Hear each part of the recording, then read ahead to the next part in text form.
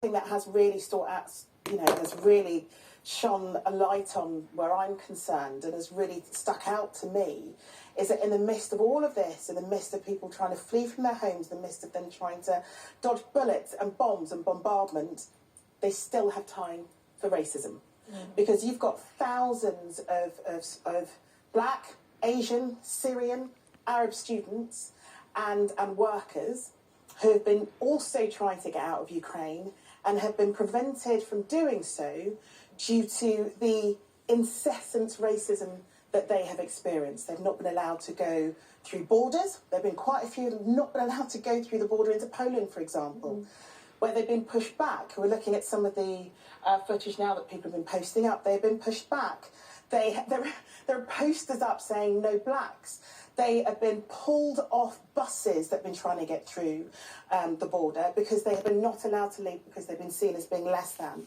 And I think that really does shine a light on the fact that it doesn't matter how devastated somebody is, how scared somebody is, they seem to always have time for some of the worst traits of humanity. And there are British students as well. There's a black British student called Corinne Skye who's been tweeting over the past week of her desperate travels, her desperation to try and get out of Ukraine and get back home to here, and has been fought back by Ukrainian troops, have been pushed back by Ukrainian people who do not feel, who believe that the black people need to be at the back of the bus.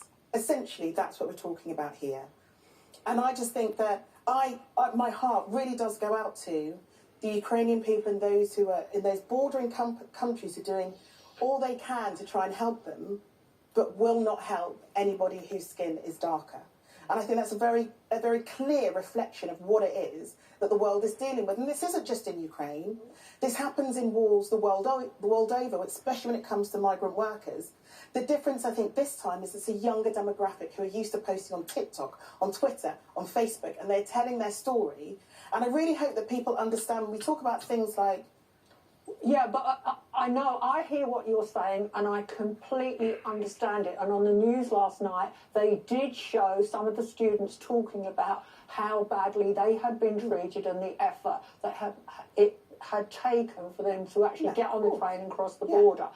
But I also think that Poland, for example, has exceeded all expectations in accepting 150,000 Oh, my goodness me. refugees. I understand that, but if you have thousands of refugees, you can't stand there and say, absolutely. Oh, you 50 people come in, you 4 people with darker skin. Sorry. I know, but this isn't a surprise. This isn't a surprise to anyone who has moved. Any asylum seeker who's moved across Europe has met this in Hungary and other countries. To a lot of people, it will come as a surprise. It didn't come as a surprise to me because I am a black woman who's travelled through Europe, and I've dealt with a lot of the ups and downs that can come with. I love travelling, but I always have to make a judgment call about how to deal with certain situations as a result of the colour of my skin in the way that you won't have to, Janet. So I think, yes, it does happen, but this has really shone a light in a way that perhaps, you know, a lot of people watch this programme may well not realise just how difficult it can be. Well, I think if they watch the documentary about the family that crossed all the way from Syria right across Europe last year, which was like an award-winning documentary, everybody realises that anyway, but all the Eastern European borders are places that are fraught with all sorts of tension. I think it's easy, as you know, we're both journalists, I think it's easy for us to say everybody knows. Everybody doesn't know. And that's the point of having programmes like this, I think, and we talk about the things that we do. Well, look, as many of us acclimatised